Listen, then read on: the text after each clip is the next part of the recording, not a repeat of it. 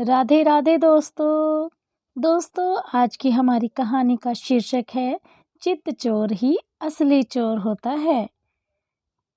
एक भागवत कथावाचक ब्राह्मण गांव में कथा वाच रहे थे।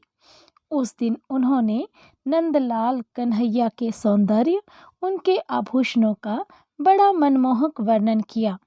उधर से गुजरता एक चोर भी कथा सुनने बैठ गया था।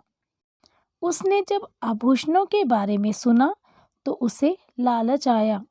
उस दिन की कथा समाप्त होने पर पंडित जी को खूब दक्षिणा मिली, जिसे गठरी बनाकर वह लिए चले।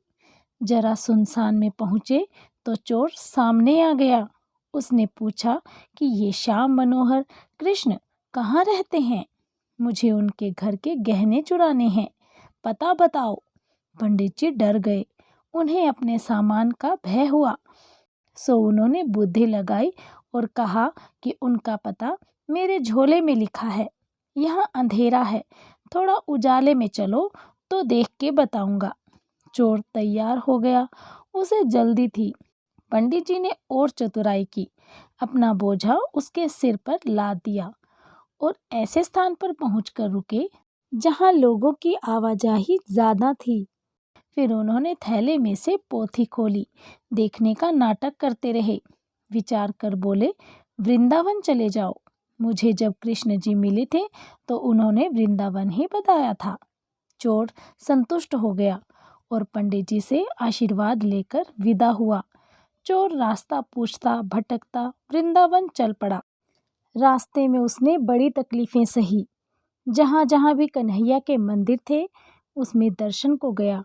दर्शन क्या, वह तो उनके आभूषणों को देखने जाता था। वह सोचता कि आखिर कैसे कैसे आभूषण होंगे कन्हैया के पास।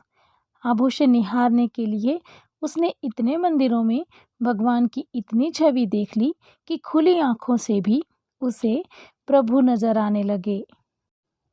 रात को मंदिरों में ठहर जाता और वहीं कुछ प्रसाद खा लेता।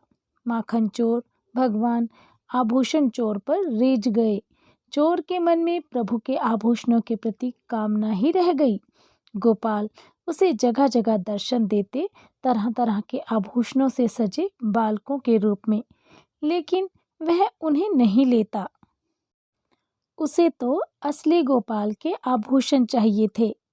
चोर परेशान कि कब वह कन्हैया के धाम पहुँचे और कन्हैया परेशान कि वह इतनी दूर क्यों जा रहा है, जब मैं राह में ही उसे सारे आभूषण दे रहा हूँ। भगवान को भक्त से प्रेम हुआ तो भक्त के मन में बसा चोरी का भाव अनुराग में बदल गया।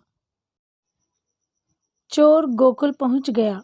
एक स्थान पर नदी किनारे भगवान ने उसे गाय चराते उसी रूप में दर्शन दिया जो उसने मंदिरों में देखा था। जितनी छवि देखी थी सारी एक एक करके दिखा दी, आभूषणों के साथ। चोर उनके पैरों में गिर पड़ा। प्रभु ने आभूषण उतारकर उसे दिए और बोले, लो, तुम इसके लिए व्यर्थ ही इतनी दूर चले आए। मैं तो कब से ये सब तुम्हें देने की राह में था।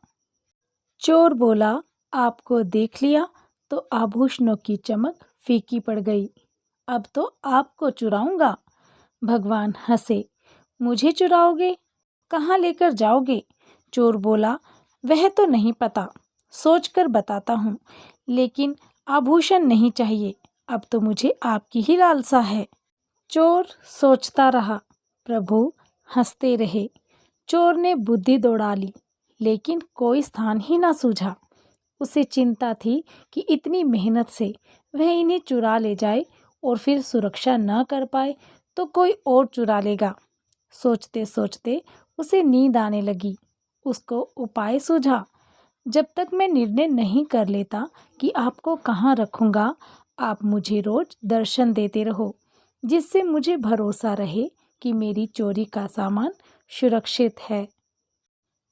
प्रभु खूब हंसे। उन्होंने कहा, ठीक है, ऐसा ही होगा, लेकिन तुम्हें कुछ आभूषण तो लेना होगा। चोर ने मना कर दिया। प्रभु रोज शाम उसे दर्शन देते। वह अपने गांव लौट आया। पंडित जी कथा वाच रहे थे। उन्हें सारी बात बताई।